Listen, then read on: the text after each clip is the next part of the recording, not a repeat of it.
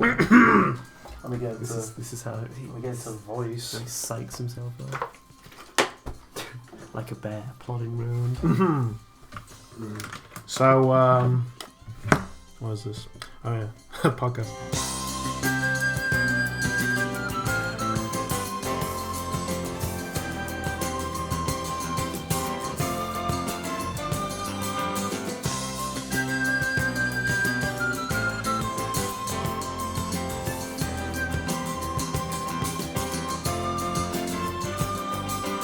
It's Dreary Middle, the podcast, and today we are talking about Danganronpa 1 and 2. This section is called The Rise.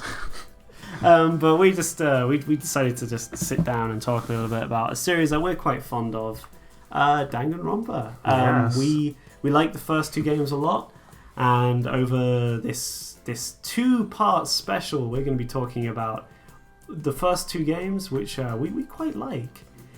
But before we get into it, I just want to say thank you to the people who listened to the first episode. We just kind of threw it out there, and it was interesting that we still got quite a few listeners for it.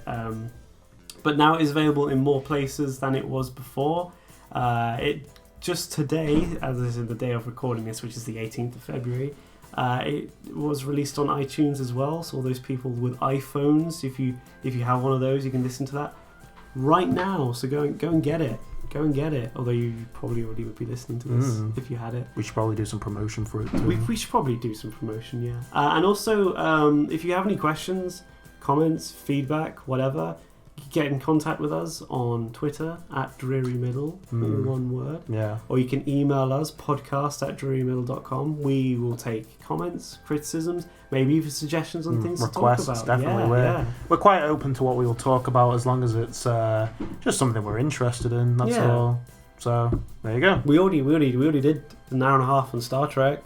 Yeah, and that's something that was only we're a casual fans. Yeah, that's only a portion of the franchise exactly. too. Yeah. You should see how long this episode is because we're recording this after we've done it. Yeah, exactly.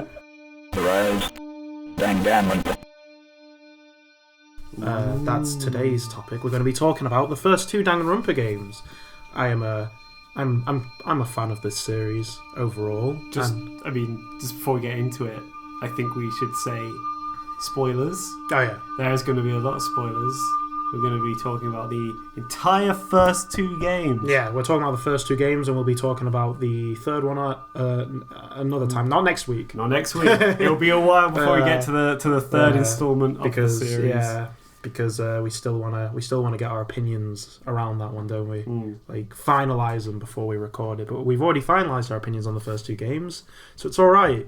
They're still quite fresh in your head. Yeah. It's been a while since I've played them, but I know pretty much all the plot details. I think I've probably experienced both games at least twice. So because the way I used to do it was I'd play them, and believe it or not, I'd sit there and I'd watch my sister play the entire things just to see her reactions to the like deaths and stuff like that. There's deaths in these games. Well, that's a good segue. Let's talk about what Danganronpa's about. Danganronpa is about both games center around you playing as the main character in a high school setting. Though in the second one, they kind of take some liberties with it, and like what happens is that you're basically kidnapped, and an evil bear forces you to participate in a killing game where you have to kill each other. You're only allowed to kill. So the way it works is that you kill somebody, and you have to hold a trial to find out who killed them. And if you get it right, that person, the person who was the killer, gets executed, and you get to move on with your life. But if you get it wrong, the killer is alive and everyone else is executed. So it's kind of in the favour of the killer, but it never really goes their way, does it? So how are you introduced to Danganronpa? I guess what was your first experience into playing the first game? I mean, if you want to talk about my very very first experience with Danganronpa, it has to be Fingers in His Ass Sunday. That is not even a joke either. Elaborate. It was a meme on like the internet for a while, wasn't it? So that was my first experience with it. But then about, I guess, a year or two later, you started talking about it because the third game came out. Yes. The third game was quite recent, 2017. 2017. I remember you were sending me screenshots from it, and I was like, haha, bare funny, obviously. And then you kind of were like, the more you were talking about it, the more it kind of interested me. I like game. I like also murder mysteries. I like solving things, and it's got all these things, and it's a black comedy as well. Oh, these are all my favourite things in one. So I did what any reasonable person would do and wait for them to go on sale on Steam. Which they do quite often. Yeah, they do. Just out of nowhere, it's on sale now. So I think I picked up the first two games because they came in a bundle for like less than £10. Yeah, there's two deals you can get. You can get the first two games, which usually go cheaper more often, and then there's the trilogy option, isn't there? And which goes cheaper less. There is also an option which gives you Ultra Despair Girls as well, but I think that one goes on sale the least. Yeah, and we're not going to talk about Ultra Despair Girls in either podcast, either the first or the second, because neither of us have played it. No, I haven't played it, and no. And I think we should preface that neither of us, care for visual novels just as a gameplay style. That is an important thing to note. I don't think I've actually played a visual novel outside of Danganronpa, just because the gameplay style doesn't interest me. It's all the worst parts of playing a game with all the worst parts of reading a book. Just let me read the book, let me play the game. Well, the thing is with reading a book, and to be fair, even Danganronpa suffers from this issue. The thing with reading a book is you read it, you put it down at your own pace, whatever. And with VNs, you kind of are a victim of the game's pacing. Yes, you have to go at what the game wants you to go at. They are very poorly paced, and even Danganronpa suffers from the issue. More so with the second and third game rather than the first one. The first one's quite tightly paced. I think because when you're reading a book, you can read through at your own speed. Yeah. But when you're playing the visual novel, you have to go at the speed that the text appears on the screen. And if you're ahead of the characters, that gets frustrating. But we're getting ahead of ourselves. When we talk about the game itself, we're going to start with the first. Let's start off with the first game. So we are going to go. So this is definitely where spoilers start. Mm-hmm. My plan is to, I guess, take an overall. We'll go chapter by chapter because sure. That way we can talk. We'll talk about the characters as it goes along. Mm-hmm. And we're not planning on spending like hours on each chapter. We're just going to start like a whistle stop tour. All the best bits.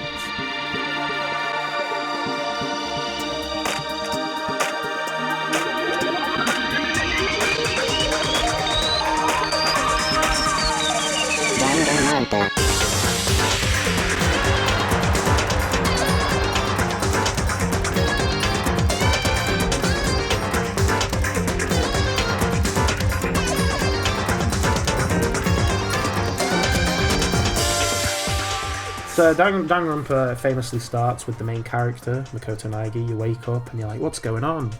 And that's when you find out Monokuma, the main antagonist of the series, of all three games, for various circumstances that we won't go into yet. He explains that he's kidnapped you, he's the principal of your new school, and he's forcing you to participate in this killing game we brought up earlier. So that's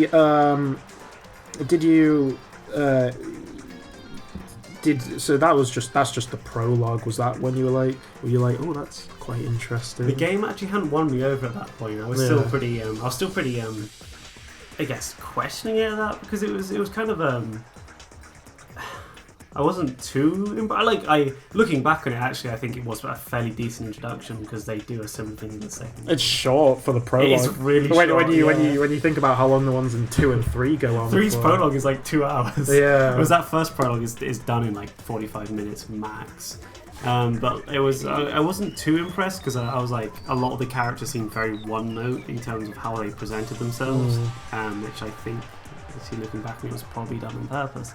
But you can't really get a gist of the characters because they're all thrown at you at once. But as it transpires, you are given like clues into things that happen later in that game from that prologue. So it's a good look into kind of how the game works. But actually, I wasn't too impressed by the prologue the first time round. Monokuma explains that there is the methods you can kill. You're pretty much free to do whatever you want as long as you get away with it. Yeah, pretty much. Well, I mean, he doesn't care if you get away with it. He just wants murders to happen. If you get caught red-handed, well, that's your fault. They'll still hold a trial, but they'll be like, well, we know who did it. Yeah. But he lays some ground rules.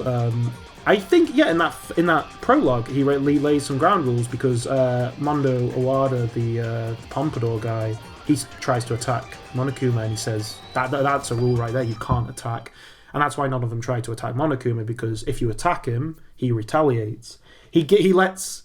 I wouldn't say he lets Mondo off because he tries to blow himself up, but I think that's the most lenient retaliation he's ever given to, because Mondo just throws it, and Monokuma goes, "Oh, if you do something like that again, I'm going to kill you next time." And he gets attacked many times in the series, and he retaliates a lot harder than that. So I guess saying blowing yourself up is the most lenient thing that you've ever done. Yeah, I think that's it's for me. It was an interesting concept. I was kind of into it from the beginning because I liked the concept.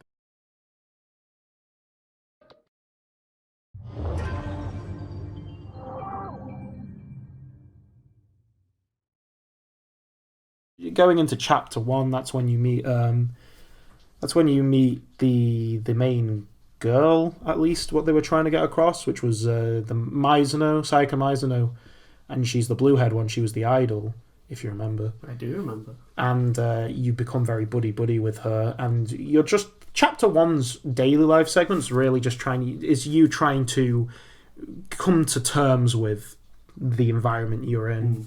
Well, the game, because there's a section of the game called the free life segments, where it's free time, where you get to, it's like you can go and spend time with whoever you want to get a better idea of who they are. But it says for first time players, we recommend you go and spend time with this one particular character, because the game's leading you to like that she's probably the main love interest. I guess, and that turned me off because I don't care that much for stuff like that, because it's like, it feels pandery, dare I say. Yes. And I remember raising it to you at the time, like, oh, this seems weird. I don't like this. Yeah, it's very typical, like, oh, this is a visual novel story. But it's so it kind of goes on, and you meet some of the other characters. I think that's around the time you kind of get a gist of what Kirigiri's like, who's your favourite character of the first game, a bar Monokuma, but we'll go more into Monokuma as it goes on. I think it's safe to say Monokuma is most people's favourite. I'd be hard to say why you wouldn't. But you get a bit of Kirigiri, but she's not treated as the main girl yet until certain events happen. You get a bit of Byakuya Togami, who all you get from at the beginning is that he's an arsehole. And it's quite one note, and basically you're coming to terms with, this is a bad environment. This, how can I live with this, whatever. But then it kind of becomes more optimistic. You're like, as long as I have this girl that's my friend, I'll be fine. And then she does the thing where she's scared one night for some reason, so she makes you trade rooms, doesn't she? And then you go the next day and you find out that you go back to your own room and you find out that the main girl that they were treating as the main love interest is murdered. She has she was stabbed to death, and I think it's one of the best bait and switches I've seen in a video game period. It was the event that made me stick with that game, was the fact that it spent all this time kind of like leading you down one path and then immediately like sending you down the other. Because I was getting quite uncomfortable with I was getting quite annoyed with the whole, you've got to spend time with this person because it's important, and then they kill her off, and it's like, that's the kind of game it's going to be, where it's like it doesn't care what you think, it's going to do what it wants. And I think as we go through the first game, I think that's what we'll find out is the first game's biggest weakness, is that it does do that a little bit too much. But that was the thing that made me stick with the game, was the fact that it spent all this time almost baiting you before it kind of did the old switcheroo. It was like, aha, idiot. And that's why I say I think anyone who's going into Danganronpa, at least the first game, needs to go in completely blind, because that first murder is so perfect, and it might be the best one in the series, just for the pure, you can't replicate. I think after that you kind of get a gist on, like, well, anyone's up for grabs now in terms of who they're going to dive. You didn't think they were going to go straight to what they suspected was the main girl in the series. Obviously that changed. Thinking about it, I don't actually think any of the future games actually does anything quite that bold either, where it's definitely sets a high bar, but for the right reasons. It's not a high bar that you hope they cross. It's a high bar that's like, well, you hope they never cross. Well, they unintentionally put themselves in kind of a predictable rut where if you know some of the pattern of the Danganronpa games, the biggest characters die in either chapter 1 or 5. Yes. And they kept with that. And it's because of the first game. They want you to have that big, oh, whoa moment from as soon as the first chapter. And it doesn't quite work in the second game if you catch on to certain events, but I guess if you were there at the time, I guess we'll go more into that later. Just saying, it's not going to be on this podcast, but the third game, I knew who was going to be the victim based on just like the character. I was like, well, it seems like they're saying kind of another bait and switch. I think that Sayaka Meisner one from the first game was perfect. Yes, I agree. And it turns out she was stabbed. It's quite basic. It's quite a basic murder, isn't it? She was stabbed to death. Oh, yeah, it's nothing. It's probably one of the most plain like murders in the entire series. Just get stabbed. Yeah, well, the way he tries to cover it up, like, because some of the murders get really elaborate, but that first one is literally just, you know, I stabbed somebody and I tried to hide the evidence. That's it. It's very basic. And the killer, who was Leon, was the killer of the first one. He was the baseball star, and I assume you don't have much to say about him. I think either. the thing is I did actually like him. I liked him too. He was one of the few, and I think that was done on purpose as well. They made the whole cast like cold, or like you don't like them apart from these two. And I should have caught onto it earlier, but I actually quite liked him. But then I think that was once again just the game proving to you that it doesn't matter what you think, because it's going to do its own thing. But first chapter wise, do you like the trial overall? Do you think it's a good chapter? I would probably say it is probably one of my favourite chapters from the entire series. Yeah, I enjoy going back and playing that first one, because I don't think just because I also don't think that there is any other chapter in any other games in the series where it is quite like the circumstances going in I didn't like, but the circumstances going out I really did. No, it really is one of my. It's one of my favourites. Not because of how complex it is, but it's more just a humble beginnings thing. And I think I tend to like the first chapters of the games just because that's when you get most of the cast in it. Yes. So the cast hasn't dwindled down by that point. So you get to see them all in the trial. You get to see them all act how they would act in a trial. As the trials go on, more and more people are dying, so you kind of get less. By the last trial, you have like 5 people left. Yeah, exactly, yeah. And that can unintentionally ruin the game's enjoyment, depending on who you like. Danganronpa is a very subjective series when it comes to characters. I've never met so many people that played the series, because we know a few people that played the series disagree on characters, and maybe that goes to that's a testament to the writing of the game. Maybe you can say, oh, there's somebody for everyone. I'd say the Danganronpa characters, as enjoyable as they are, they're quite one note. They're not one note, but they're definitely not. They're not deep. A lot of them fall back on their traits, even when it makes no sense. So I guess maybe it's just for the audience or the player rather to anticipate what they're going to do next. Like all the characters, I think I think the characters develop the most in that first game, from how they are at the beginning to how they are at the end. But even by the end, you still know how each character is going to act in the trial. Well, I'd argue in that first game, that's the cast that's. I'd say that first game's cast is the most useful overall. I agree, yeah. The second game is a lot more just like 3 characters are useful. Yeah, and the rest are there. And what do you say with the third game? Would you say it's more... I'd say with the third game, it's one useful person and the rest are just there. Yeah, the first game actually had a lot of characters who actually contributed to conversation. And a lot of people like to go back and say that first game's the worst, but I think a lot of people, and if you think that's fine, I think a lot of people underrate that element of the game. I miss the fact that everyone in that cast was... There were obviously, some were more useful than others, but there'd be times where maybe somebody else brings forward a piece of evidence somebody brings up. I remember, the character of Sakura, the really muscular one, she was definitely no idiot. People like Celestia Ludenberg as well, the goth one. She again would probably bring up some good points. It's been a while since I played the game, but it seems like in a character to bring up some good points. Same with like the prefect one, and that second game and that third game really do dwindle it down to one or two characters. But no, overall, I think we'd both give it a thumbs up on that one. The first chapter, another thing to note is that the first chapter also kills off a character called Junko Enoshima. She attacks Monokuma, which shows off the rule of the don't kill me thing, yes. and Monokuma kills her. Obviously, that leads into a bigger thing in the overarching story. Which did you think anything of that at the time? We'll talk more about that. What? No, when you first saw her death, because it was the only one done by Monokuma. Did you think anything of it? Honestly, no. Yeah, I think it's quite good in that regard. Yes, because it is kind of like a... It was kind of like a... What did you think about your little time that you got with Junko Enoshima? Did you see that's kind of a waste of a character? Not really. I think maybe she was written that way on purpose, but she doesn't really do much. She's just kind of there in the background, like, hi, I'm here. Well, okay. Something to note, Danganronpa 1 has the smallest cast of characters.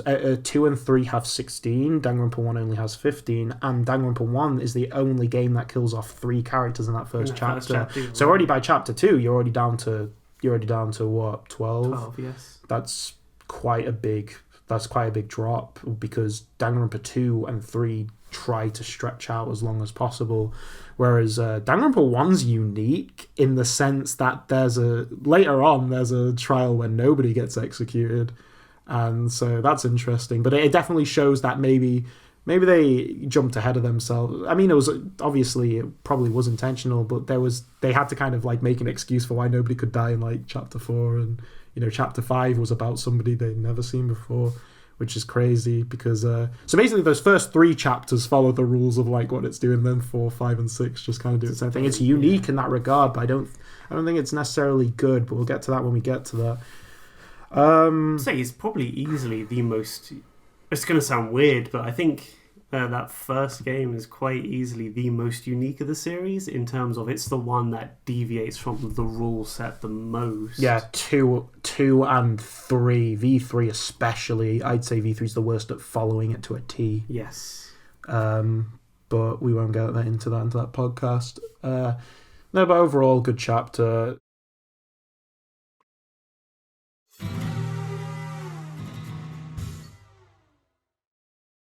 Chapter 2 focuses a lot on the...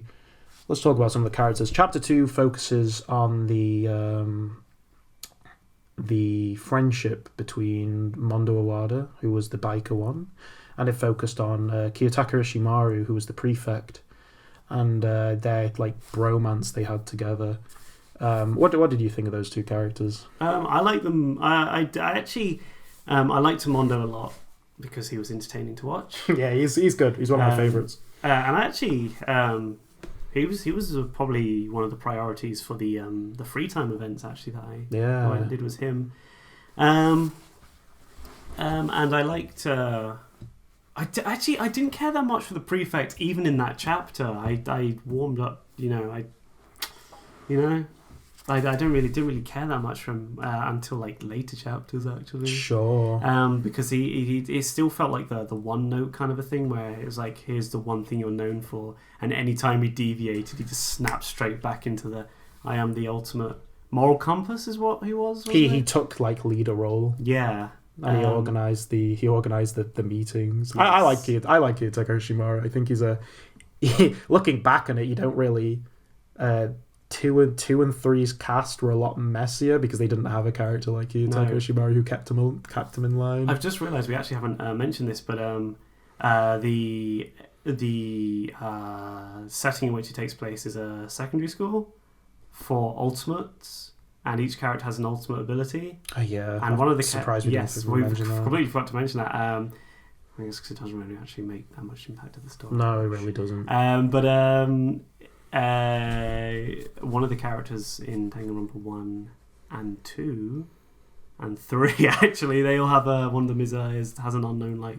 Yeah, and in the first game's case, it's Kirigiri. Yeah, Kirigiri. And, but no, and your boy Mondo is the ultimate... He was the ultimate bike gang leader. Gang leader, specifically. What do you think of the setting of Danganronpa 1? I've said this before in... I don't know, I think I was standing on a street corner screaming at people as I went by, but I don't care for high school settings, personally. Even in Danganronpa 1? Even in Danganronpa 1, and I think it's because it's overdone. Even like, though it's like prison, like they made it look like... I mean, it was like interesting, definitely was interesting, and to be fair, the further on you go in the game, the more areas get unlocked. Towards the end, it's like, is this even a school anymore? But I don't care for the high school setting. That's fine. I think it's overdone. It is, and I think even if it was the point, they could have picked a more interesting location. Yeah, exactly. Even if it was the joke. But Kiyotaka Ishimari, he was the ultimate prefect, I think I want to say. But also, this one focuses a lot on Chihiro, who was the ultimate hacker. Ultimate programmer, yeah, and she was a big focus on this chapter because I think it was around this time Byakuya Togami started getting very antagonistic, and I love Byakuya Togami a lot as a character, and he's what, the ultimate entrepreneur, was that what it was, or this prodigy son, yeah. And he was all like, this was around the time where he basically started going, I'll kill you guys, which if a character in Danganronpa says they'll kill you, then they're never going to do it, yeah. And I think this was right. It made like Chihiro upset that like Byakuya was like putting them down, I think, and this led into the main story of the chapter, which was basically about insecurity. I think was the main theme of chapter 2, and Monokuma uses the motivation of this chapter is if you don't kill within a certain amount of days, I'm basically going to reveal a big secret about you, and everyone has one. And the cast at first, they're just like, sure, who cares? But obviously, there's going to be one person who maybe goes too far with it, or maybe doesn't want something revealed.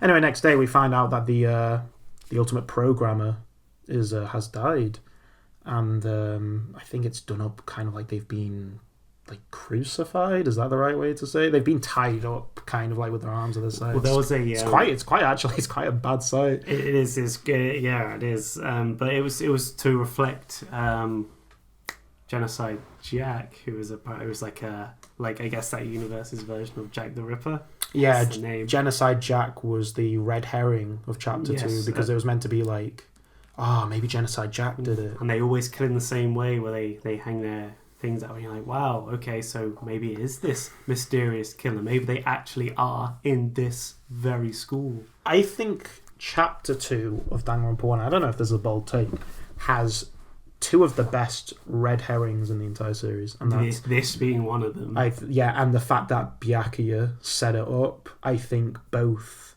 were very good in terms of who the actual killer was. And I loved the fact that Byakuya was covering up for the fact that the killer was just being sloppy. Yes. You can get annoyed at it. I think did at the time. Yeah, I think everyone gets annoyed at it at the time. And to be fair, he had no reason to do it. No. He was just like, I would tell you it wasn't me afterwards. And it's like, yeah, but you didn't know who the killer was. Yeah, so basically, the killer killed Chihiro, then just like left them there. Yeah, left them there. and then Byakuya strolls in on it and goes, let's make this look better, because he'd been reading up on Genocide Jack in the library. And then made it look like they'd done it. Yeah, and he was just doing it for, I don't know why he was doing it for, entertainment. He said that he did it purely to make it harder for us to solve. Yeah, and then he was like, once you suspected me, I would have said it though. And it's like, well, at that point, let's say it went wrong theoretically. Exactly. They just wouldn't listen to him. They'd be like, nah, we're voting for you. And then Byakuya would have been like, no, I shouldn't have done that. Yeah, exactly. Byakuya, I think, is not as smart as he lets on. No. But I think that's why I like him, because I think every game has the main trio, and I think Byakuya is the only one that's not designed in a way just to be like, oh, I'm weird and quirky. He's just an arsehole. Yeah. I think that's very unique for that series, that an arsehole lives as long as he does. Like, he's not even like a clever. He's just straight he's up just an an arsehole. arsehole. I think the reveal of the killer is, again, one of the most brilliant because they start bringing up the... They find out that Chihiro had jogging equipment, and they went... Or a jogging outfit, and they went, well, somebody had to have a jogging outfit then, and the colours had to have matched, or something like that. And Mondo Awada, the ultimate biker, it's in a line, and it's one of the few times I think Danganronpa doesn't obviously point to something. It's just a slip of the tongue. Mondo Awada says something like, so wait, he had to have had the same blue tracksuit? Mine's black. But then how do you know what tracksuit he was wearing unless they were there? I think that is the line that they go, hold on, wait a second. Yeah, I think that's... Again, I think I might be jumping the gun. I think Chapter 2, for me, is the best chapter in the game. I really like Chapter 2. What do you think of Chapter 2 overall? I think I predicted that it was going to be him before. Yeah, you predicted both the victim and the killer. Yes, I predicted the killer first and then the victim, so I had to go the other way around. But I was so I guess I spoiled it for myself a little bit. But no, I think Chapter 2 is pretty good in terms of the sequence of events. I like the entire ride. Yeah. It's also the only one where they break the trial and go and look at the crime scene again. Yes, very unique in that regard. No, I like Chapter 2 as a whole. I think it tells the best. I don't know. Yeah, I think obviously the killer could have done it better. As I said, I just like the red herrings. I think they all make sense.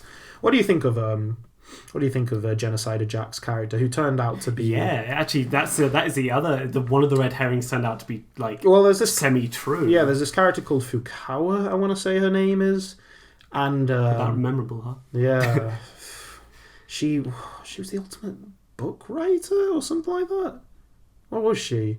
She was the ultimate... She had something to do with books. Yeah, it was and she wrote novels. She was very anxious and she was very to herself. But it turned out she had a split personality called Genocide Jack.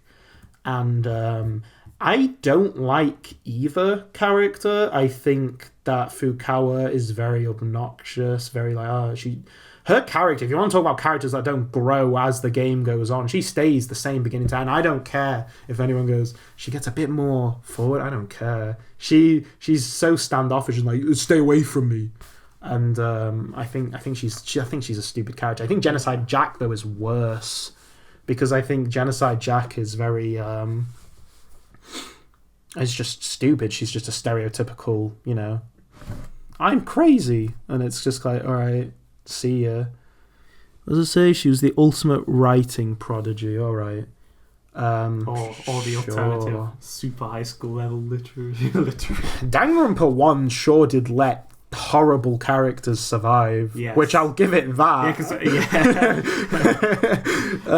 Because the twist is that the fact that Genocide Jack was there is a complete coincidence. But not only that, Genocide Jack turns out to actually be Genocide Jill. And only goes after certain victims as well. She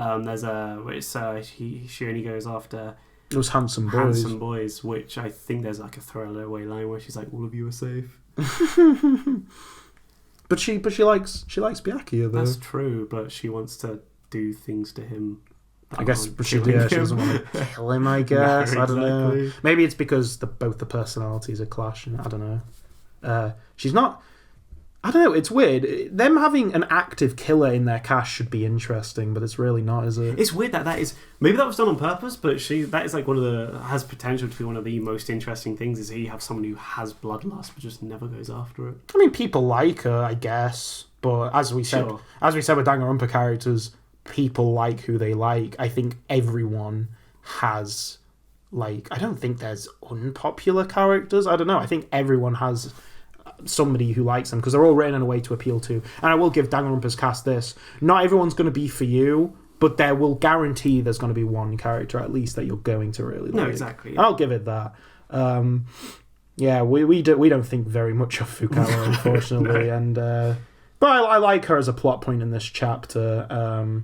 What else happened in chapter 2? There was the big thing about the fact that Chihiro wasn't a girl. It was a boy that dressed up as one. How do you feel about that plot point? I feel like the game handled it fairly poorly, actually, and it's something the series actually doesn't improve on. It, if anything, each time, because I guess without giving too much away, they do make references back to Chihiro, and every time it kind of gets worse and worse the way in which they represent them.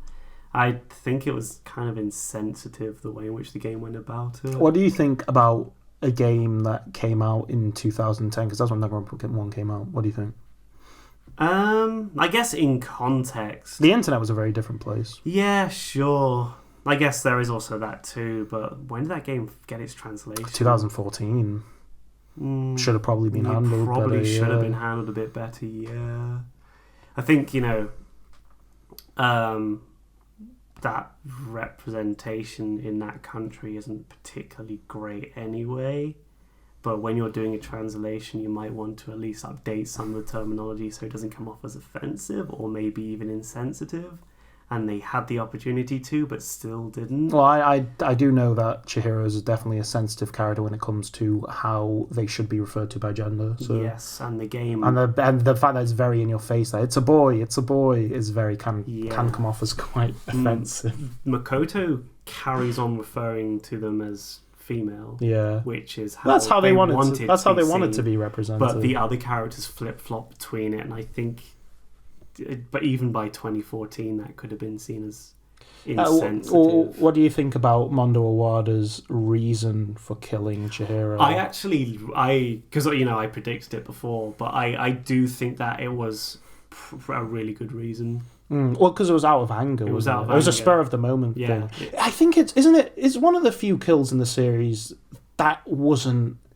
I think those first two kills are the only ones that just weren't flat out like. Planned. It was you said something that annoyed me. Boom. The second one was definitely out of anger, and he regretted it. Yes, exactly. He didn't regret it enough to admit it was him. But then again, also that came into the fact that he was. If he admitted it was him, he'd have to admit he was insecure about because the reason was he killed his brother unintentionally. He ran him off the. He was messing around on the road, and his brother had to get him out of the way, and his brother got hit by a car. So he was very sensitive about that subject, and. He saw Chihiro who was like, I'm going to accept myself. I know who I am now. I'm going to come out more. He saw that as like, do you think you're better than me? And then he clobbered poor Chihiro to death with a dumbbell. It's a very horrible way to go. It was, because the if I remember, the thing was literally just like, thank you for inspiring me to be a better person, to which you went, what? No. I really like Mondo Awada, but he's definitely unjustified in way. That is probably one of the most unjustified deaths in the entire series. It's one of those things where I can't hate him for like what he did because it came out of a very emotional thing. I can hate him for what he did because it killed him off. He was one of my favorite characters. He was one of the best characters in that first game, and it's a shame. And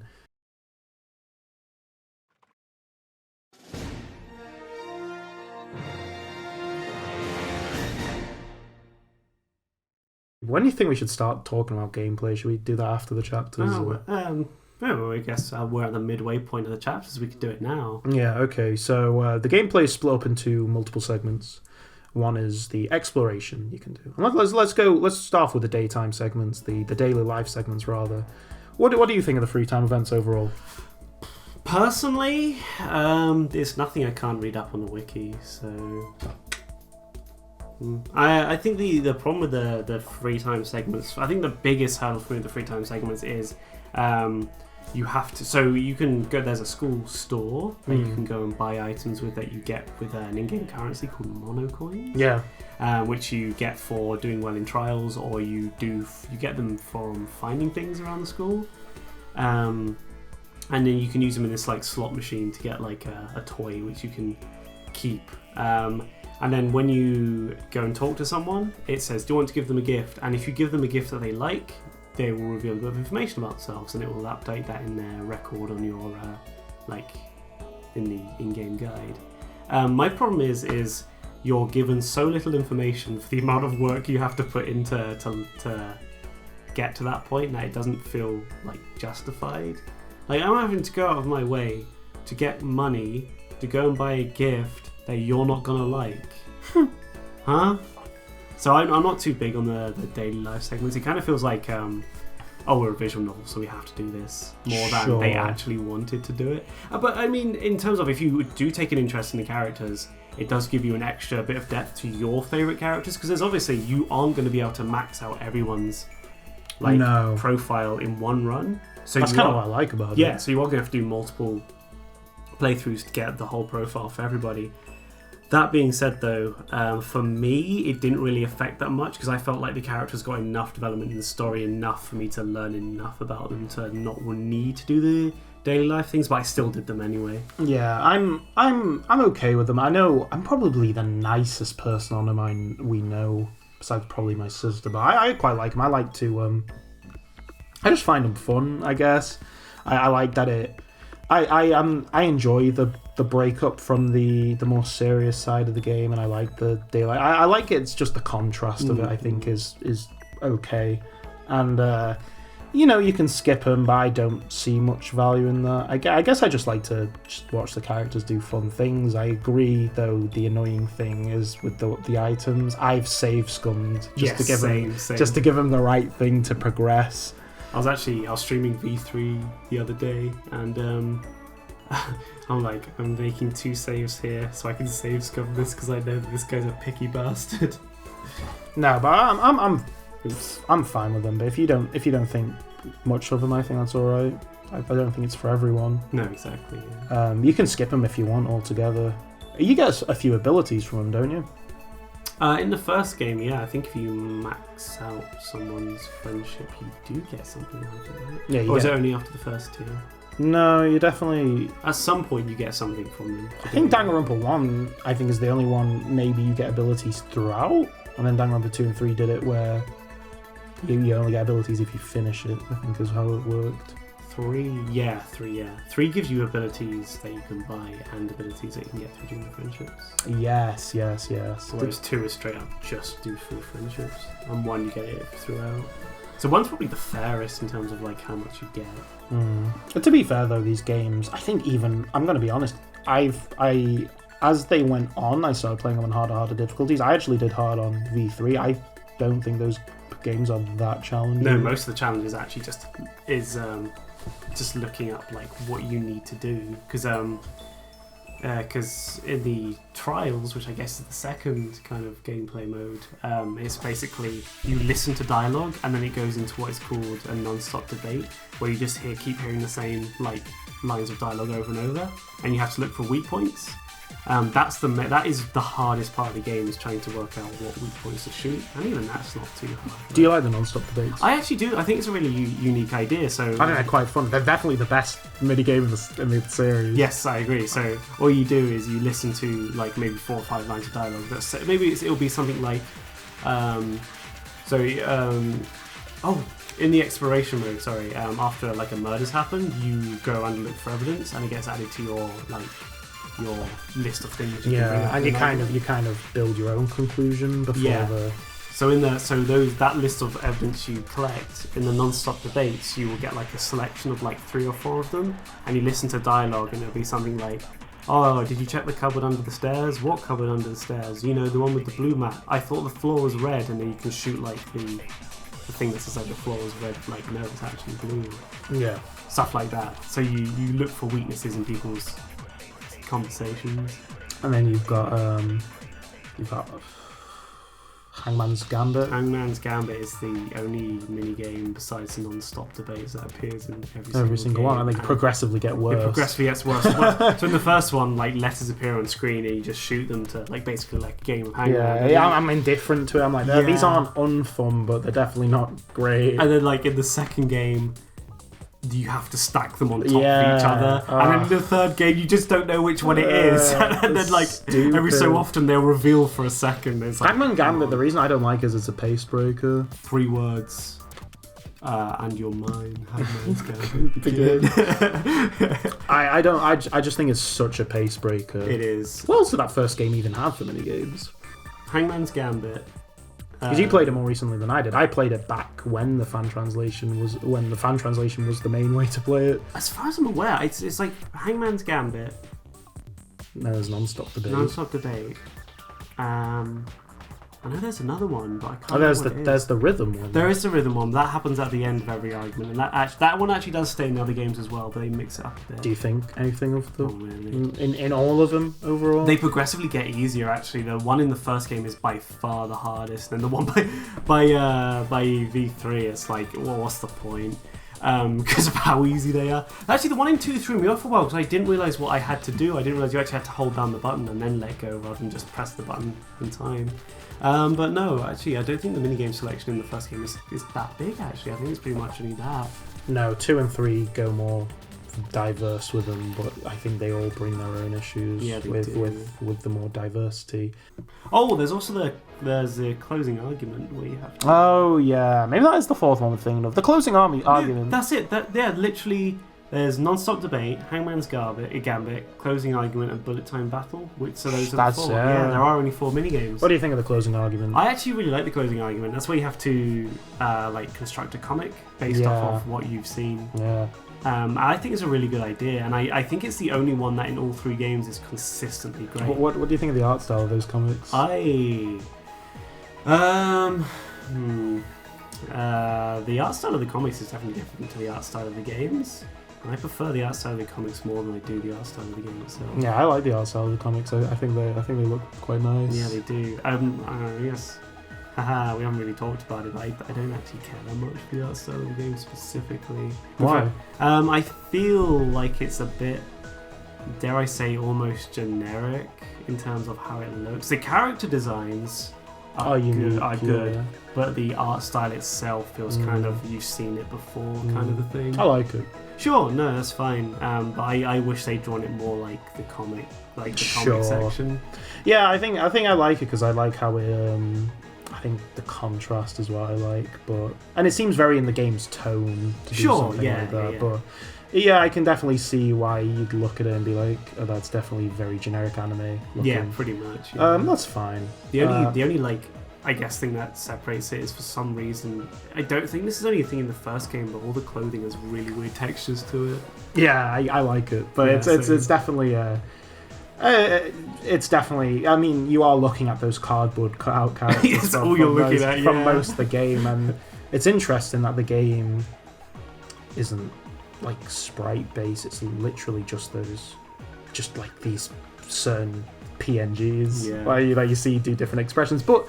I think it's a testament to the game's writing that you don't really see it like that. You see them more as characters. No, yes, yeah. You don't just see them as. I think that's actually a big testament to the game that you can look past its like very simplistic art and see it more for just that's the character behind it, and you're looking at more and you don't like my immersion's broken because they don't move. Alternatively, I think something like an Ace Attorney. Had moving sprites, and I think that is better to get across what you're trying to do. But Danganronpa wanted to do its own thing, I guess, and that's fine. That first game kind of feels like a budget title. I wouldn't be surprised if it was. It was on the PSP. It was on the PSP, yeah. But it doesn't feel like it was pushing the PSP to its limits. No, definitely not. I've played games on the PSP that have pushed it to its limits, but no, Danganronpa 1 is pretty much like flash game material in terms of like how demanding it actually is. Well, before we move on to the other chapters in the series, let's stay on the technical side for a while. The music actually is an interesting point because I don't typically like music in that style. It's sort of like more of a techno kind of a thing, and that's not really for me, but Danganronpa's soundtrack is fantastic. I think all 3 games have really good soundtracks. It's grown on you. I don't think it didn't grow. Did you like it? I just liked it immediately. Yeah, I like Danganronpa's soundtracks overall for all of them. My personal favourites, I love Monokuma's like happy theme.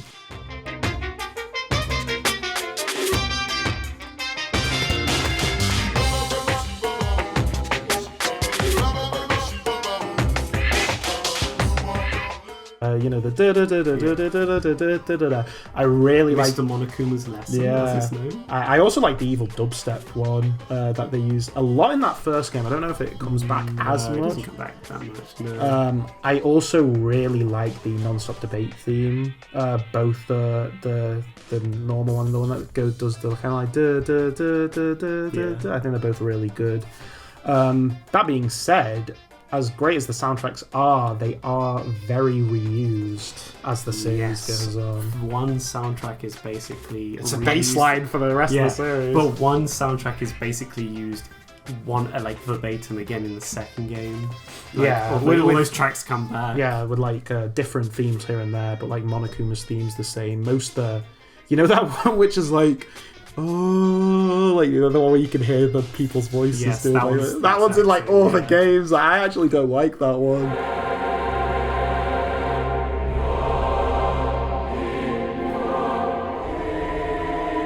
So it's interesting that they keep bringing that one back.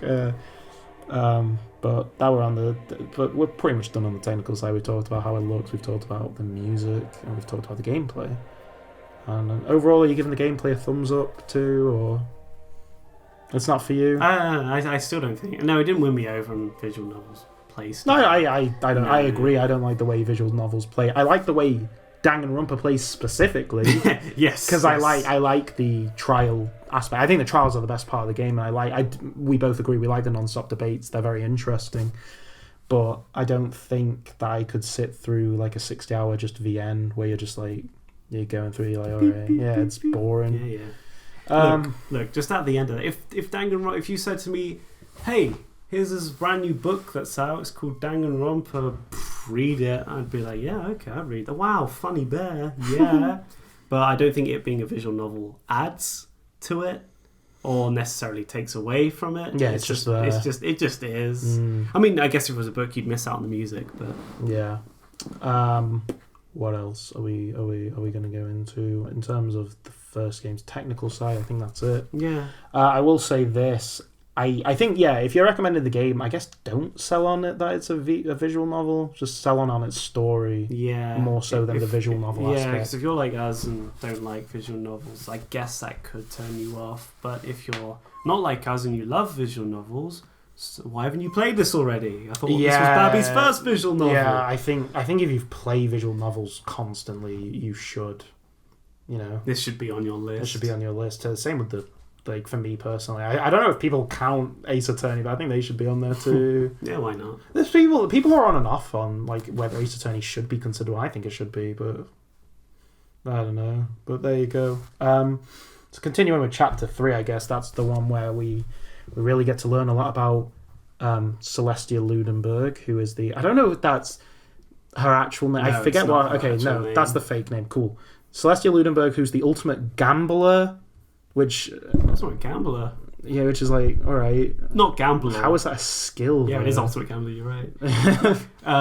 Wouldn't that be Gambler from The Simpsons? Yeah, it's the evil manifestation of Marge's gambling. You're right. The only monster here is the gambling monster that has enslaved your mother. I call him Gambler, and it's time to snatch your mother from his neon claws. She's captured by an evil monster, and I call him Gambler. That's a good episode. And there's 2 episodes in a row where we just haven't been able to keep away from The Simpsons. Yeah, it's a great show. Would you like her full name? I'd like a Danganronpa based game on The Simpsons. No, that's wrong.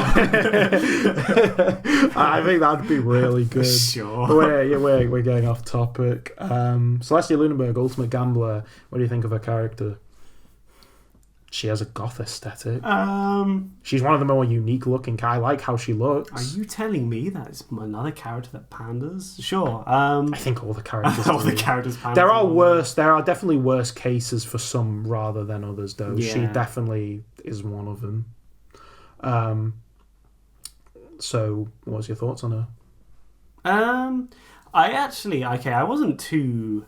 I was kind of more lukewarm on her because her kind of thing is her character was kind of more in the trials, like she was personified as kind of someone who just liked to push people's buttons in a different way to Byakuya, who was more like just straight up. They were definitely two sides of like the same coin. Yeah, where he was doing it with malicious they're both doing it with malicious, but he was doing it just straight up, I don't like you, whereas she was more like she's passive aggressive. Yeah, passive aggressive, and I thought that was interesting. So I thought she was okay as a character, kind of. I think she's fine. I'm actually shocked how little I think of her looking back on the entire series, because I really like how she looks, but I don't think they play off it at all. the fact that she's like a gothic character. Like, is there parts where she talks about how, like, I don't think she's a particularly dark character, is she? Like, just no, she's just like, you find out later that she just wants to, like, she just wants to get rich and, like, have a bunch of men, like, just work under her. Speaking of rich, what's the motivation for this chapter? This one, right. I think the money. I think it was money. I think, to be fair, I don't know if this is going to come off as popular or popular for a motivation. Sure. Yeah. I think that one's great. I think it plays off somebody's greed. I think that's realistic too. I think anyone would, like, in under circumstances like that. I think you could make an argument for any of those characters doing it. Maybe some, obviously, characters like Kirigiri, who's kind of to herself, is probably not gonna do it. But you could make an argument for a lot of them doing it. No, exactly. Yeah. And I think with motivations, I want something effective like that. I don't want something that forces you to kill. Exactly, yes. I want something where it's like, I might get something out of this. Like, I really like the secrets one from chapter 2, because there's a risk where it's like, yeah, our secrets could come out, but at the same time, if we didn't do it, we'd just live with it. But that's going to affect one person's going to do it, and I think that's cool. And same with the money thing. You can live without it, but, you know, somebody's going to do it, right? And I think it's probably Monokuma's most passive, like, thing he's ever done. He's like, here's a bunch of money anyway, and he just leaves it at that. I don't think he was going to do more than that in that chapter. So, but also we get more focus on Hifume Yamada, who is the character we actually haven't talked about yet. Yeah. And that's for good reason. Yeah. Okay, when I said there's no character that, like, people are super unpopular with, I think I'll make an exception. I think everyone hates Hifume Yamada. I can't stand this character. He's dumb. He's made. I think he's made to be unlikable. I don't know. He has no redeeming qualities. Even at the end of his life, because spoiler, he is the victim of this chapter. What? Yeah, and they don't paint him as, like, an alright guy. That guy. Because at least the characters that came before, you're like, oh, okay, you can see why they did it. This guy's just an arsehole from start to finish. He's a pushover. He's a pushover. He disrespect women. I think that's the worst thing about his character. He's like, I hate real women, but also he wanted like Celestia Ludenberg to step on him. So. Yeah, it's a very, dare I say, it's a kind of like it's one of those things where it's both ahead of the curve and both, like, strangely behind the curve at the same time. Where if in 2011 to be making fun of, like, I guess, otaku culture. Yeah, in 2011 to be making fun of it as in the way that it does, I think is quite, because considering, I guess, through the use of memes, how the whole, there's probably more. I don't want to say it, but, like, Step on Me has become quite a meme in its own way. It was probably more normal in Japan. Maybe, but I assume people started thinking like that about anime fans over there in, like, the 90s. Sure, but it's still. But for me, from my Western perspective, for it to be making fun of that back in 2011 is kind of like, whoa, they were ahead of the curve on that one. But the thing is, also, he's just, but as that's fine, he's also just painted as an unlikable character. So regardless if it's the joke, I don't like him. No, it's because it wouldn't be. I think it would be funnier if I didn't know people like that. I think that's the thing. I think everything that comes out of this guy's mouth is either a reference to something or just him being stupid and unlikable, or being rude towards somebody. And, like, you know, we've praised, like, Byakuya Togumi for being like, yeah, but, like, it's just in his case, it's just like, all right, loser. That's the thing. He's a loser. I think the thing is because he revels. It feels like he revels in the fact that he's a loser, whereas Byakuya kind of leads you on that he's not. And I think that's the thing. I think was he the ultimate artist? Not an artist, but fan fiction writer. Or was he a writer or was he an artist? Might have been the artist. No, because that was no. Toko was the writer. He was the artist. Yes, fanfic creator. There you go. Ultimate fanfic creator. He probably drew. I assume he drew, like, porn comics and stuff like that. It's implied he drew, like, porn comics, wasn't it? Yes, it was. Yeah. And to be fair, he had an audience, but Well, that's interesting. Not only is it painting like, oh, you're an anime fan, you're like this. It's painting the writers of porn comics, which I don't think anyone knows the insight of what they're like. So No, exactly. Yeah. I don't know if that's stereotypical that they are like fat losers, or if they're not. I don't know. Would you come out public as a comic like porn artist? I don't think anyone who would want to. Maybe in their culture it's more accepted. Sure, maybe. I don't know. It's not something I've done a lot of research into, unfortunately. Yeah, unfortunately. we're seeing it more over here now, though, Yeah. unfortunately. What else happens in this chapter? This is also the one where... what's her name? Comes back as an AI. Chihiro comes back as an AI. Yes. Alter ego, yes. thoughts on that plot point, and then it starts. It becomes the reincarnation of Mondo, I think, as well. Like they do like a Mondo Awada thing, and then Kiyotaka Ishimaru gets invested into it. And he's like, "Bro, you're alive again!" And then Kiyotaka Ishimaru and Hifumi Yamada start fighting over the alter ego because Hifumi Yamada develops a crush on it because it's not real, it's 2D.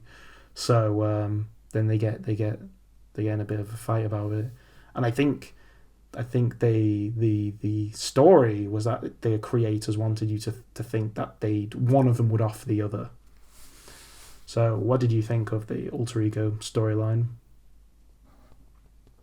I mean, no one can see you shrug. What? I'm doing it.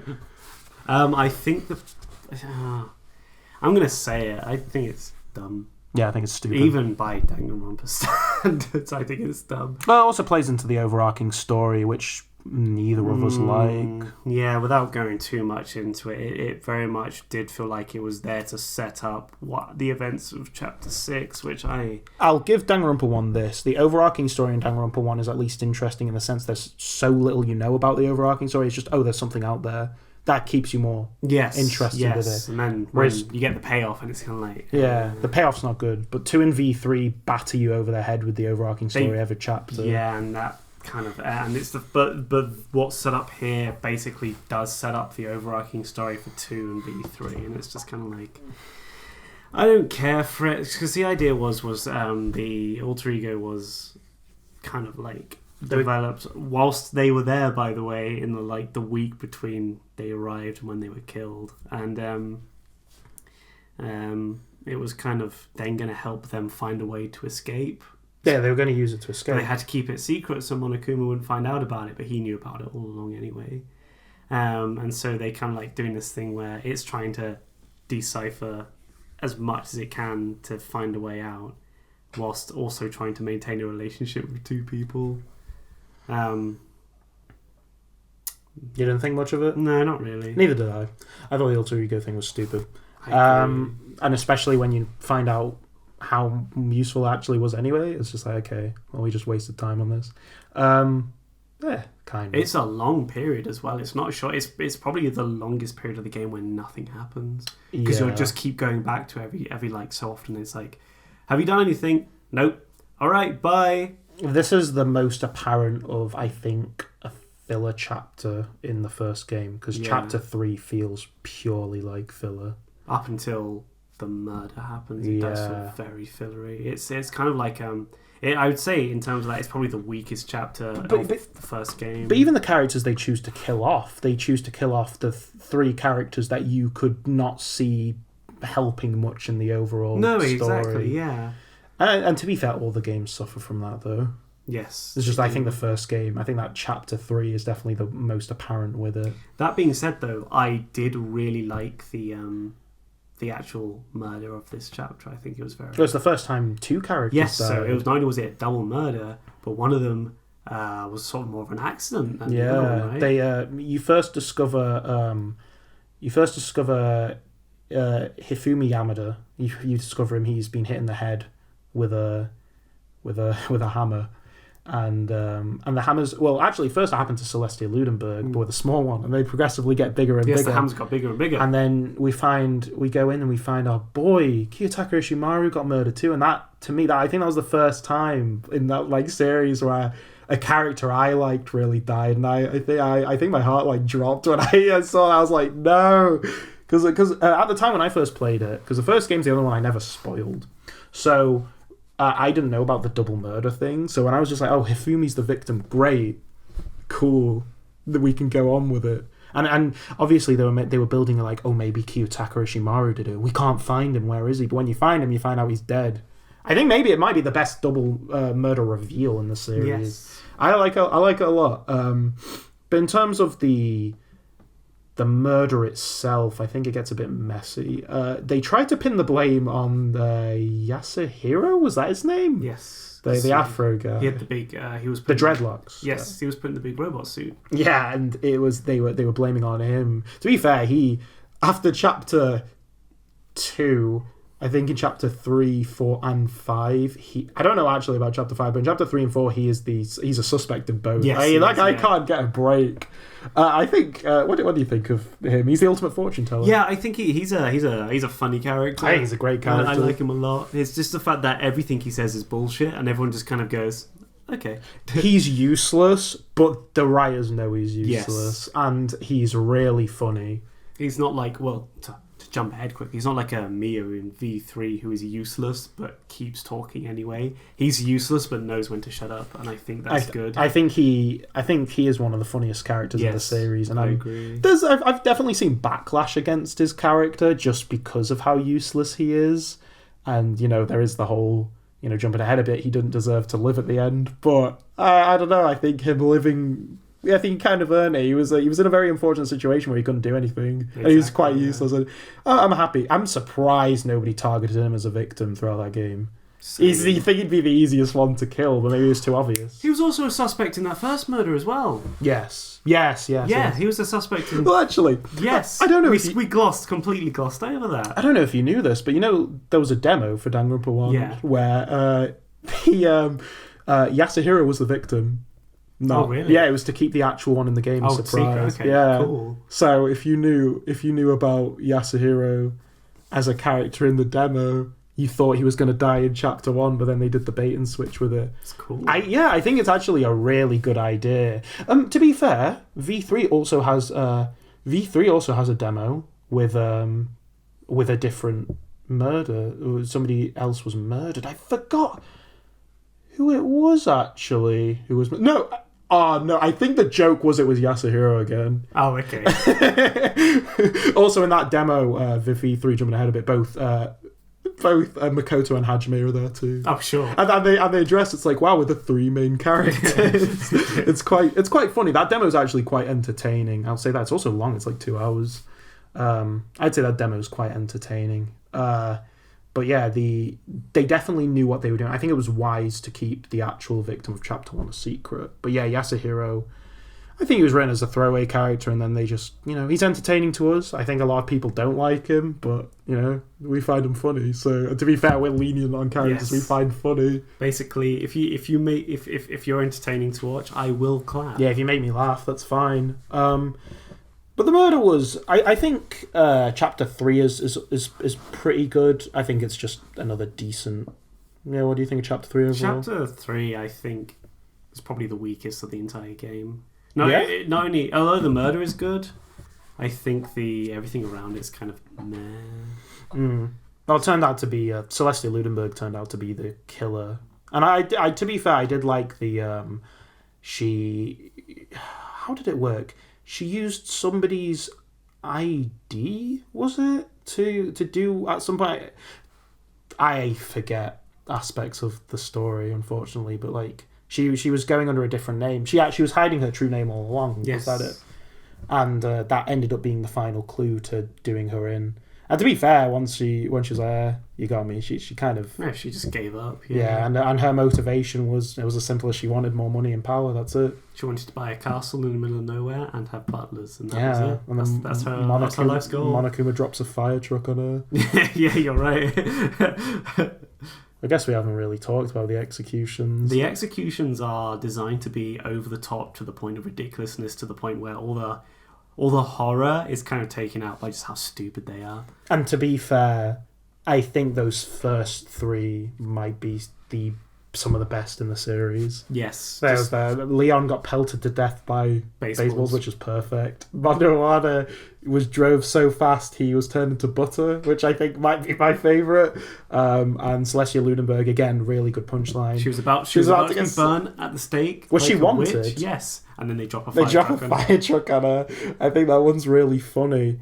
There's not much to say. Chapter 3 is the most fillery chapter in the game. They start putting warnings on the games later on when they boot up, saying that there will be scenes that are disturbing, and I think those might be, like, the executions might be the reason why they started putting them on there, because in the later games they start getting quite graphic. Although they're still stupid, they do get quite I find the body discovery is more graphic than the executions. Sure. There's a lot of times where the execution I actually really like that sound clip. I don't know why it really. I think it's really effective at what it does. I swear it gets like more bass boosted every time it plays as well. But in terms of the I always found the body discoveries a lot more violent, because usually with the executions, they're kind of like, it's stuff like, you know, getting a fire truck dropped on you. It's the implications there, but you don't really see it. No, you don't really see it, no. Same with the butter one.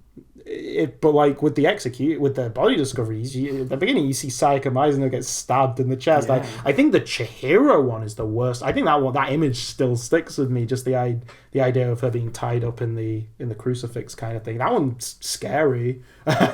And to be fair, chapter 3 is just Yamada and Ishimaru both being hit by a hammer. And I guess that's all we have to say about chapter 3. It's very fillery. Not much really happened in it.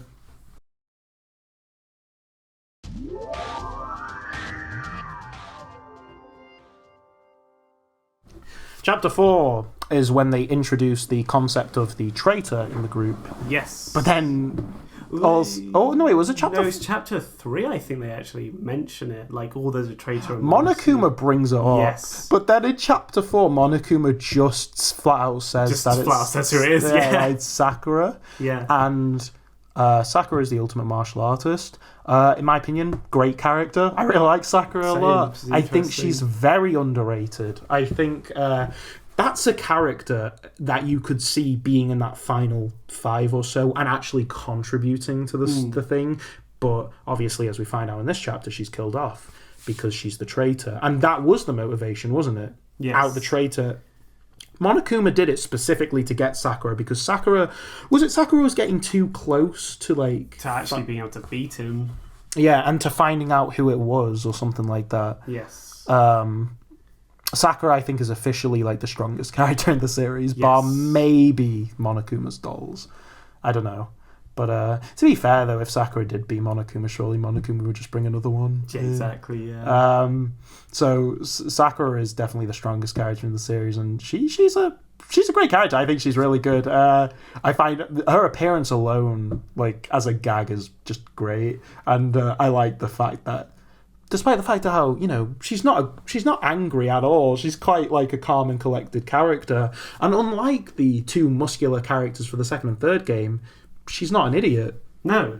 I think it became quite stereotypical as the games went on that they have to. I think they progressively get dumber, because Gonta in V3 is an idiot, and he can barely talk. Yeah, Nekomaru Nidai is also quite stupid, as lovable as he is as a character.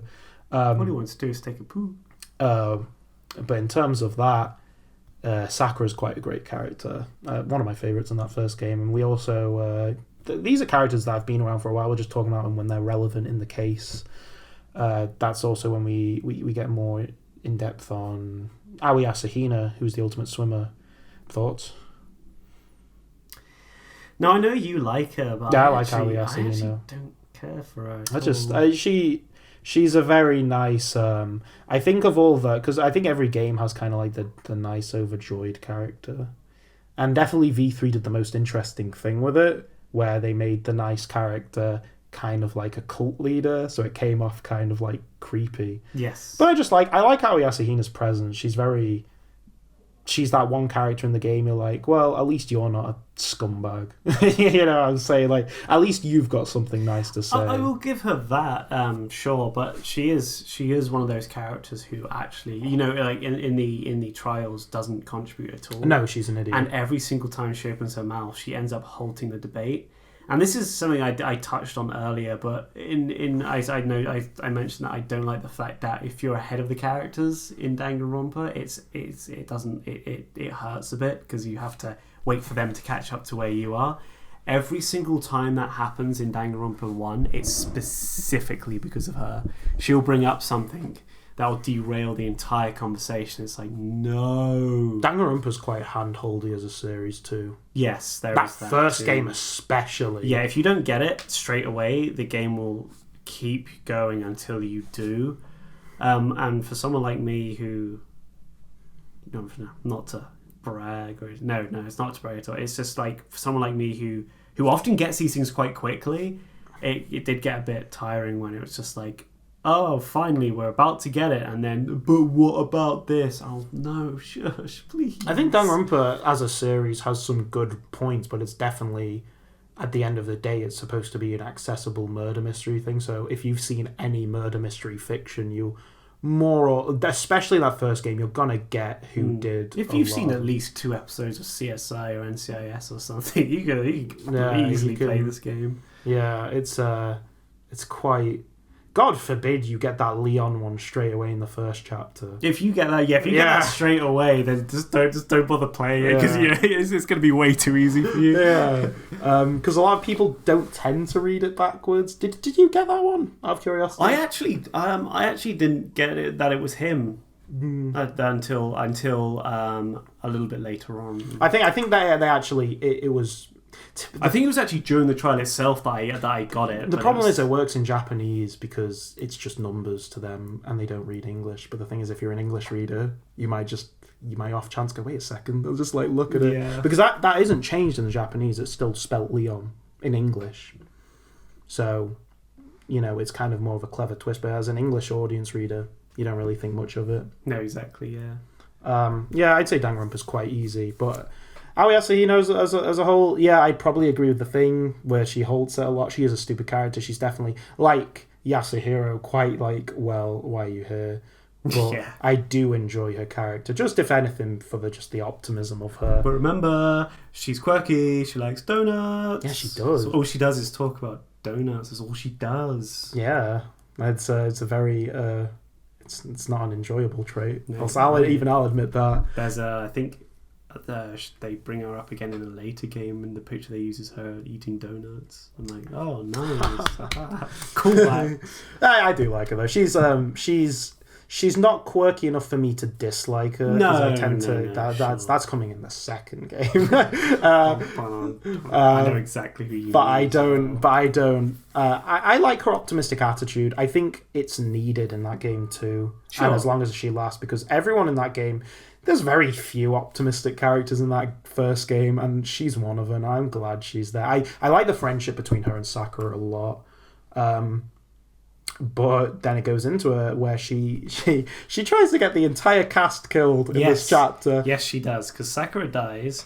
Because they all out her. Nobody wants to be near her, no, except Makoto and Kirigiri. They don't really. They actually don't hate her. But Byakuya, it was like, why should we trust the traitor? Yeah, Byakuya, Toko, and Yasuhiro, who are all the main suspects of the chapter, all hated her, and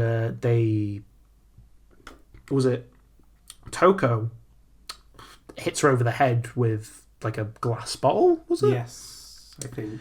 And was it that she was going to die anyway if she didn't drink the poison to kill herself? Yeah. So it sounded like she was going to go and commit suicide anyway. So that's and then someone just killed her. Chapter 4 of this game is unique because it's the only game where the killer is the victim. Yes.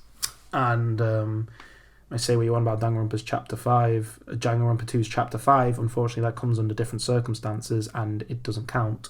This is the only one. This is the only one, and they find out it's a suicide, and nobody gets punished. Nobody gets punished. But what did you think about what Aoi did to the rest of the characters. Now quickly I want to touch on, because I thought that actually suicides wouldn't have led to a class trial. Monokuma's an arsehole. Yeah, there is that too. But I do like actually what it did for the cast. It kind of brought them together more than before. I can't say I like, as selfish as what she did was. I think it was from a good place. Yeah, it's like a look what you idiots drove her to suicide. Yeah. Like, you are terrible. Obviously, terrible maybe it doesn't justify her wanting to get them all killed, but at the same time, it's kind of I can understand from her perspective, why does somebody like Sakura have to die while these people keep living, kind of thing. But the thing is, though, she was willing to kill people who stood up for Sakura, though, which is kind of like that was kind herself included. Herself included, yeah, which is kind of a stupid thing to do, but. She's not a smart character. Right, you are. But I personally don't hold it against her, and this is also the chapter because they wouldn't. Monokuma said he wouldn't execute Aoi Asahina, but he found out where Alter Ego was, and he pummels Alter Ego into the ground. It's quite funny. Yes. It's the where he gets the little construction set, and he just starts pummeling it until it's a ball. I find that one really funny, and. So basically, chapter 4, thumbs up, thumbs down. I would say thumbs up. Yeah. Yeah. Everyone really likes chapter 4. For me, it's actually probably my weakest in the game. I don't think much of it. Maybe I need to play it again. I think people really like the trial aspect of it, but this is when I start kind of going a little off the trials of the game, because I'm kind of like, well, there's only so many characters left, and the people you're left with in chapter 4.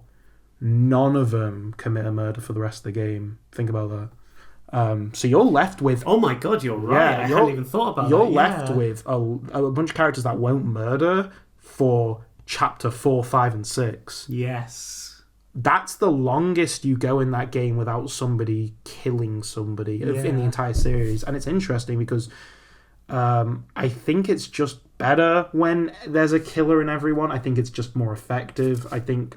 Obviously, these characters won't do it by the point they're at in Chapter 4, but I think that just makes it less interesting. Which I guess means that, actually, technically speaking, the first game probably has the in terms of intent, the kindest cast of characters, because it has they stop killing very quickly. It has the biggest survival cast as 6. Yes, and has the best survival cast too. There's not a character in there besides Toko that I really don't like, whereas 2... And I'm not going to go too much into V3. I don't really like the survival casts of either, so that's cool. Yeah, one, but also just because one also has the most morally ambiguous of who it lets live. Yeah, because exactly. Byakuya Togami, who was an arsehole, but to be fair, he is developing as the game. He's at least learning to get closer to him, more nice as the game goes on. And Toko, who was a serial killer, they both get to live, which is crazy. Yeah. And Yasuhiro and Aoi Asahina both get to live despite the fact none of them did anything. Yeah, exactly, yeah. So it's quite interesting in that regard. And we're here too, guys. Chapter 4, it's probably my least favourite of the game, but whatever, sure. I still like it, I guess. I don't really hate a chapter in this game, I think.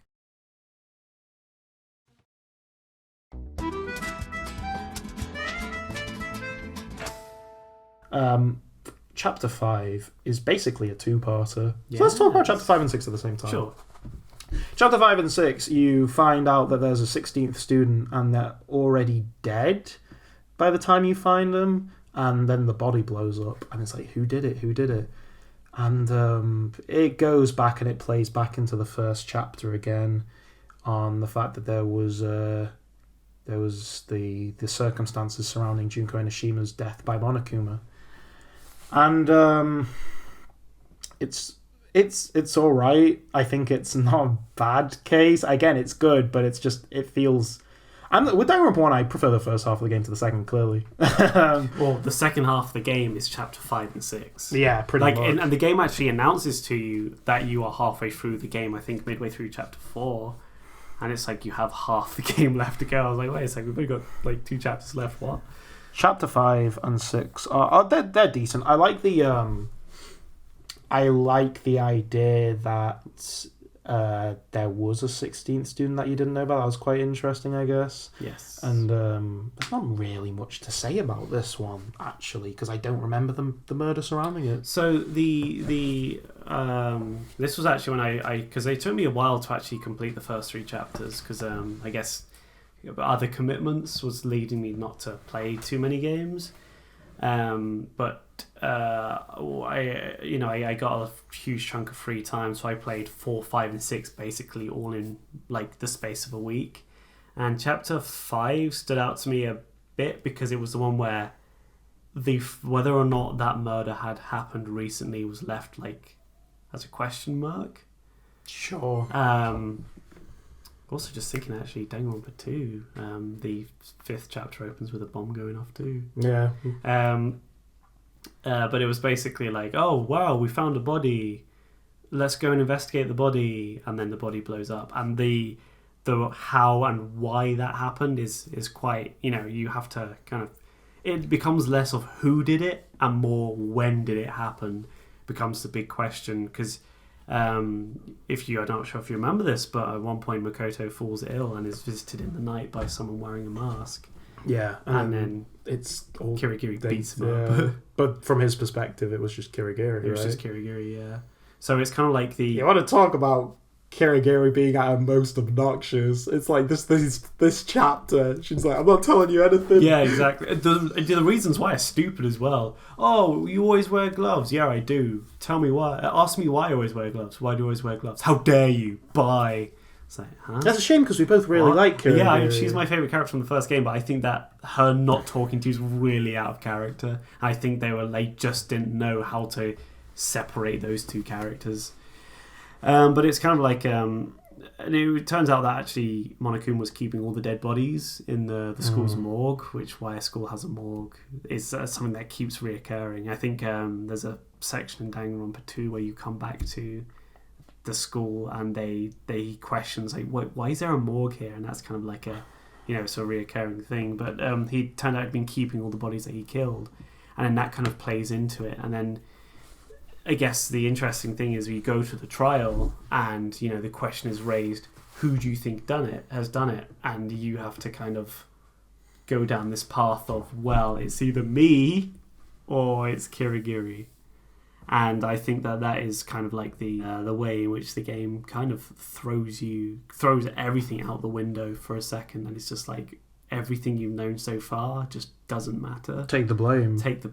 So the answer is, which do you go for? The evidence technically points to Kirigiri doing it, and if you choose that answer, technically that is you get the bad ending. You get the bad ending. That is the correct choice. It was the correct choice. And the bad ending is because none of them will kill each other anymore. They just live there forever. Yeah. And it's hinted they never see Monokuma again.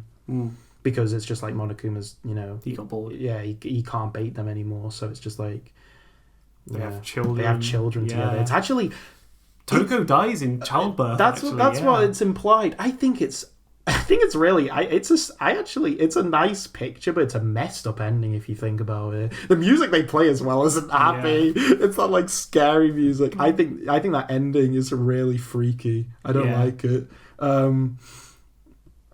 Especially when it's implied that they all if Toko had kids during childbirth, but also it's implied that there's probably multiple allow multiple partners to one person kind of thing.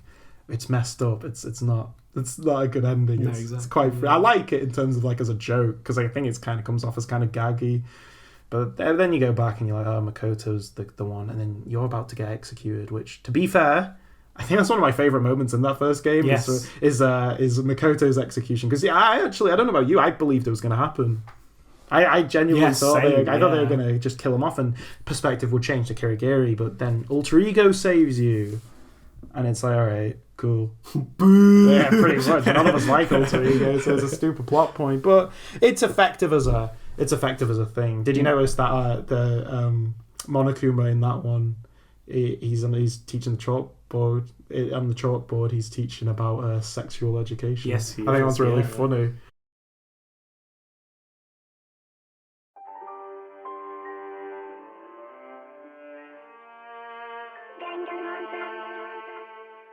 your boy Makoto falls into the garbage disposal, and then chapter 6 is about you leaving and with Kirigiri. And basically, are you doing a redo of the trial? You're like Monokuma? Yes, because the terms are is because Monokuma was like, oh wait, you survived. This was, I didn't want this, so I'm just going to kill you here and now. And Kirigiri goes, well, technically this is your fault, so why don't we compromise? We'll do another trial, and if we get everything right, you let us go. And he goes, yeah, but you have to get everything right and solve every single mystery left in this school. So that was kind of like or you all die. So you basically go back to the rest of people like, hey, firstly, I'm alive. Secondly, here's the deal. We have to solve every single mystery or we all die. Do we take it? And then it's kind of like, well, we might as well, right? So, and the trial happens. Again, it's kind of just a redo of the last one. You learn more things. But I guess this is let's talk about the characters focused on this one. Let's talk about Monokuma. Hey! Monokuma is both. Besides, we always say Kirigiri or Kiyotaka's whatever the best, but we mean Monokuma's the best character. Monokuma is the best character. Monokuma is such an entertaining character, and I think it's great that he's as funny as he is for the series, because he really is there for the tonal change that you need. Because if Monokuma wasn't in that game, there would be no humour to be found in that game. Obviously, characters can be funny, but the tone would be quite serious for the most part. Monokuma brings it into that black comedy aspect, and I think Monokuma's fantastic. Whenever the game's getting too serious, he will pop on and just be like, wow, you guys are downers.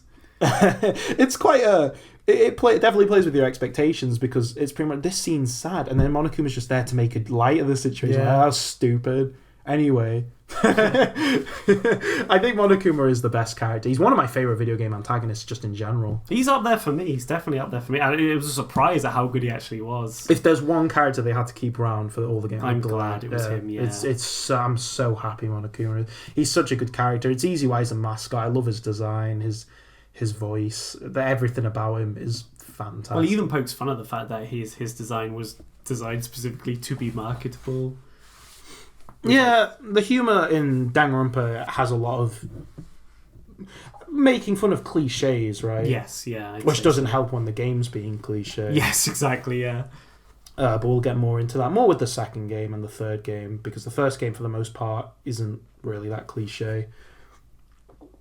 I'd say, actually, having the suicide chapter in this two-parter probably makes Danganronpa one of the most unique in the series. Yes, I agree.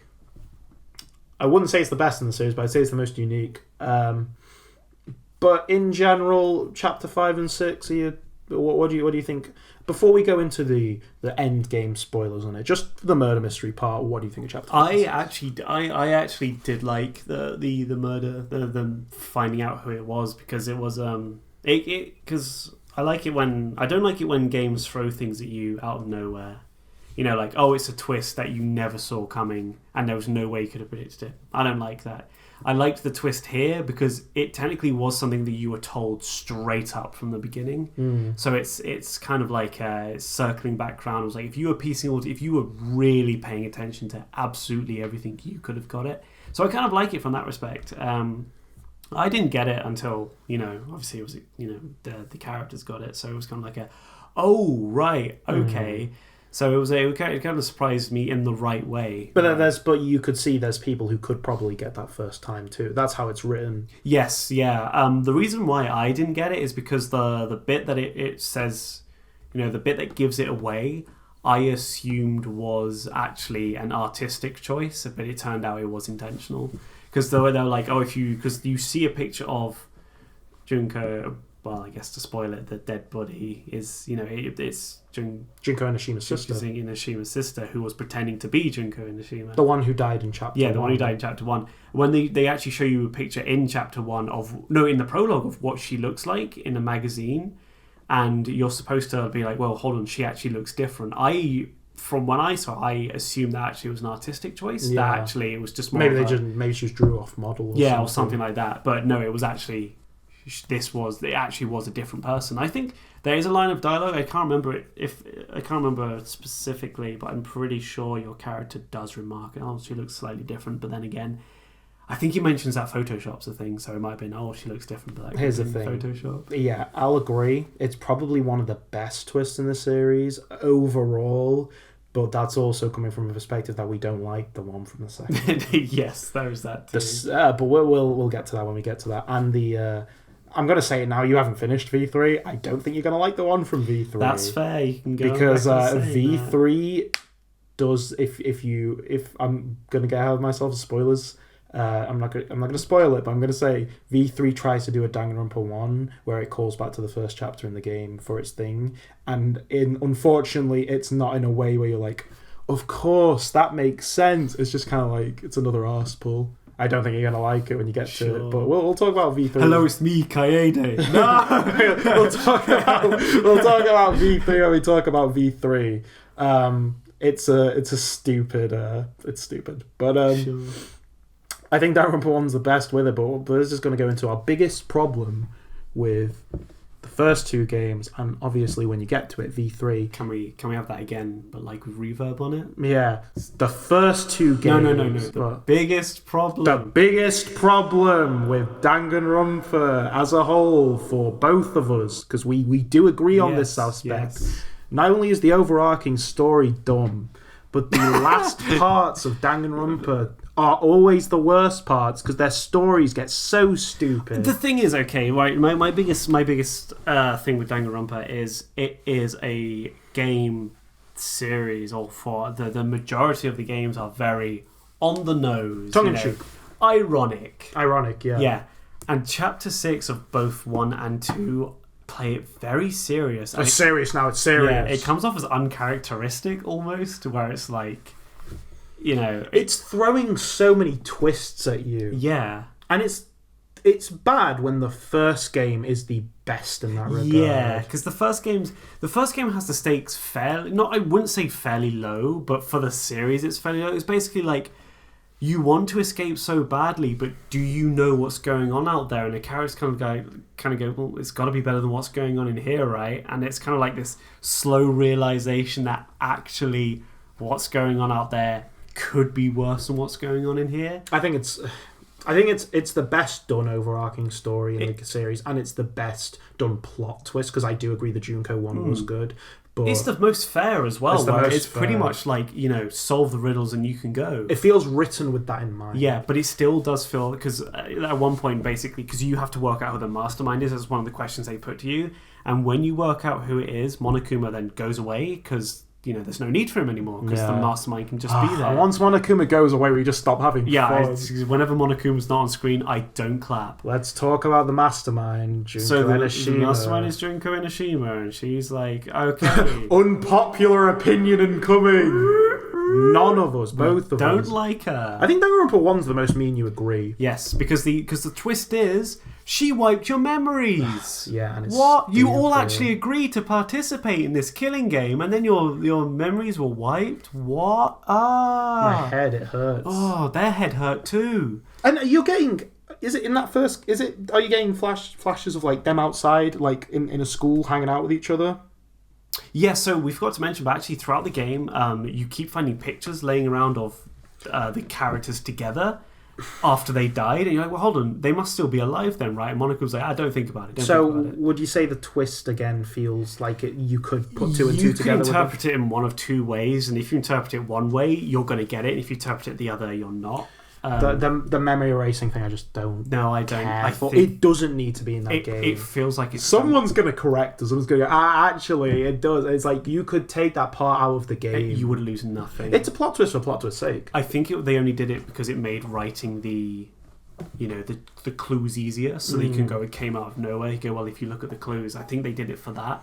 But as a story driving device, it feels kind of silly, and I think that the writers knew that, because they make fun of it in Danganronpa 2. No, they actually make fun of the fact that was a plot point. We agree for the most part, Danganronpa's good until it becomes serious. Because which unfortunately for both games is chapter 6. The thing with Danganronpa is, even during its serious moments, there's still that tongue-in-cheek nature to it. All of that disappears by chapter 6, and what makes Danganronpa unique disappears. And I think that's my biggest criticism with chapter 6 in both 1 and 2, is the fact that all the unique aspects of Danganronpa go out the window, and it becomes a very standard like story. The thing is, the characters aren't going to die, so the stakes get so high. I think it comes full circle that there's none anymore. There's none anymore. Yes, yeah. And because now it's basically the world is post-apocalyptic. Well, then there's no winning or no losing. I mean, and in that first game, if you just played that first game and that second game didn't exist yet, the ending of that game is just you go outside. And go outside and that's it. So you don't know what happens. So not only is the ending bad, but I'd say Chapter 6 is fine up until Junko Enoshima reveals herself, and then I'm clock out. Yeah, exactly. And Junko Enoshima is, and this is an unpopular opinion for us, we both don't like her. She had the potential to be interesting, and to be fair, I find the multiple personality thing interesting, but it's kind of like it feels a little too It's lame. trying too hard to outdo Monokuma. Yes. Because she just comes in and she's like, I have multiple personalities. I'm zany. And it's like, all right, go away. Yeah.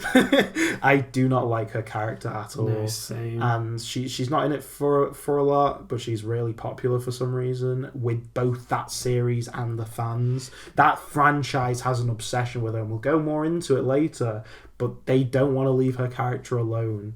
And she's such a stupid character. And it's like, all right, maybe it would have been best if there was no mastermind and Monokuma was just like an animatronic bear and he was pulled by a code or something. I don't know. I hate the fact that there's somebody controlling, because why is it that Monokuma acts so different from the mastermind? Junko, obviously it's split personality. It is but even when Junko is, because she holds up her she's imitating Monokuma. She doesn't act like him at all. No, it is kind of weird that they made her the mastermind, but then she behaves nothing like him. And maybe if she's a popular character, I don't really know why, because she's not interesting. Quirky. That's all it is. She's not interesting. Zany. She takes away from the story. I agree. What little overarching story there is, and I'm gonna say it.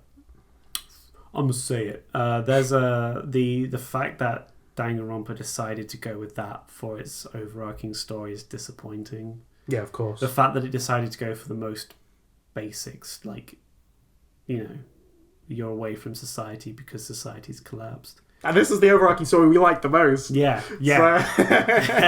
Exactly. It feels kind of weird because it just I just can't think of any other reason other than the fact that it doesn't feel like Danganronpa. It feels like a separate series.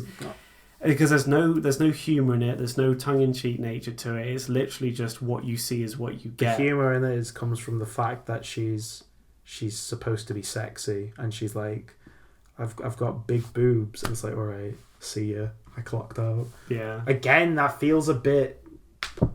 Again, that humour even feels cliche. Yeah, exactly. Danganronpa 1, of all the series, is the least fan servicey. Even like you didn't see knicker shots. They were black. It was just a black void. Yes. Do you remember? And it's like two, like immediately is like the void, staring to the void. Two immediately is like knicker shot. Yeah, exactly. And I respect the first game in that regard. Me too. That's why I gave it bonus points. Yeah, that they didn't just sexualize the female character straight away. Obviously, there's the shower scene you can run into, and I guess there's no excuse for that. But that's optional, so it's okay. I didn't run into it. Yeah, exactly. Overall, Danganronpa 1, as much as we complain about the ending, we both still give it a thumbs up. Yeah, I'd say great game. Definitely finish the game. Don't not play Chapter 6, but if I play it again, I won't play. There's Chapter so much 6. good in that game that we can look past the end point of it. And I think it's very easy to treat each chapter like its own separate thing. You don't have to take the story as a whole. The thing is, that's clearly what he wanted to do, though. He clearly just wanted to write murder trials, and then somebody at that studio, maybe we don't know enough about the director, maybe this all was his thing, but it feels like somebody's like, oh, you need to connect all these. Because I just want to write murder trials. I remember saying at the time that it felt like some higher up when we need something to keep people engaged if we decide to do a sequel. Yeah, and to be fair, me and you are only interested in the murder trials the most, and the characters second, and then that overarching story's like it's bottom of the list. I don't even care about it. Yeah, we don't even care. Because, like, I don't really want to be this harsh, but it does feel like an afterthought. Like, okay, there are things that call back to it in the earlier chapters, but they aren't significant enough to the point where it affects other parts of the story. Sure. And it feels like it was thrown in at the last minute, and they were like, put hints in somewhere. Because you never get anything bigger than like a photograph or something, and then it's like, oh, there was this huge conspiracy going on all the time, you just missed it. Like, what? Did I? Huh?